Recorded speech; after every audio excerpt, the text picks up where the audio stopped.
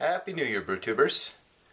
Today I'm going to be brewing Centennial Red, which is going to be a red ale that I'm going to hop exclusively with Centennial, from the bittering all the way down to the dry hop.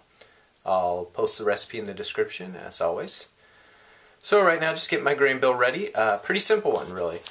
Just got 10 pounds of Gambrinus ESB Malt. Actually, it's 9.5 pounds of Gambrinus ESB, and I ran out, so I had to supplement it with about a half pound of just regular old 2-row pale.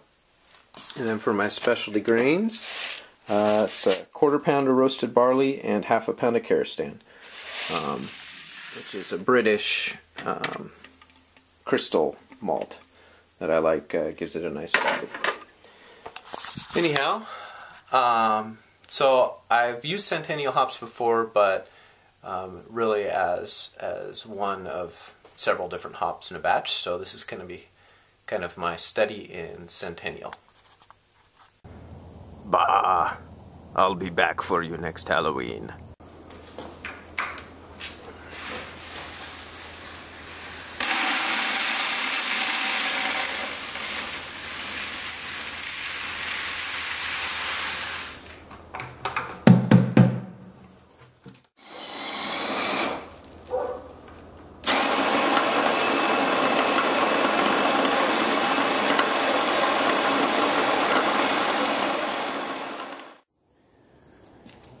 Apologize if the lens fog's up there. Here I have 3.5 gallons of 169-degree water, and we're shooting for a temp of 152.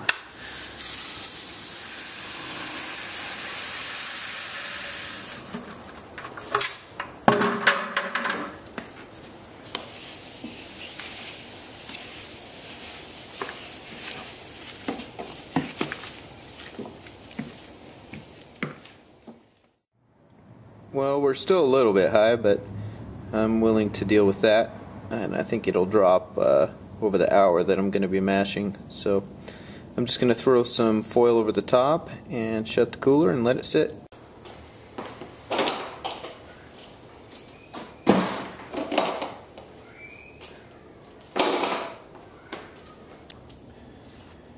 Today I actually remembered to bring the Irish moss out here. We'll see if I remember to put it in the boil or not. I'm beginning to think that the whole reason Irish moss exists is not to eliminate chill haze, but just to make me forget to add it. Here's our kettle additions today. I'm going to do half an ounce at 90, half an ounce at 30 minutes, and half an ounce at 5 minutes.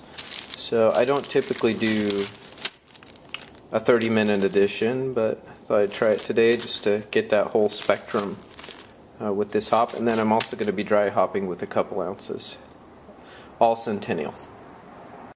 Okay, so today I decided to do a mash out by adding 3 gallons of 190-degree water to get it up to mash out temps. So I'll really only be using 3 more gallons to get to my pre-boil volume. Here's the first runnings. I think I'm pretty much on target for color. Well, I could not get my wort to run clear at all, and so I actually drained all of it out into this bucket, and you can see it's quite chunky. When I was trying to recirculate, I just could not get it to clear, and I discovered what I thought was going to be the case, and that's that my manifold came undone from the ball valve. So now I get to fish around in hot sticky grain and hook that back up. Lots of fun. I must have bumped it when I was stirring. Well, finally I got that whole debacle fixed. I added about a half hour to everything, but now we got the first runnings going into the kettle. There you go, we're at just above 11, which is right where we need to be for our target pre-boil gravity. That's a specific gravity of about 1044. No hop bags today. I'm only dealing with 1.5 ounces of kettle hops, so I'm not going to bother with the bags. And they go. We're not quite to a boil yet, but that'll be just fine. Okay, we got 30 minutes left in the boil. Goes another ½ ounce of Centennial. It's a miracle. I'm remembering to add the Irish moss. There it goes. Here's our 10-minute edition. I misspoke earlier when I said it was 5. This is actually going to be a 10-minute edition. There she goes. Well, this is our OG here. We're at about 13 bricks, which is something around 1052, 1053 in specific gravity. So just a tad higher than we were supposed to be, but only by a couple points. There it goes. About 15 minutes chilling time today, so that's great. I'm really digging the new wort chiller setup. Pay attention to what you're doing, kids. Whoops. Time to pitch the yeast. Today I'm using Safale US 05 American Ale yeast.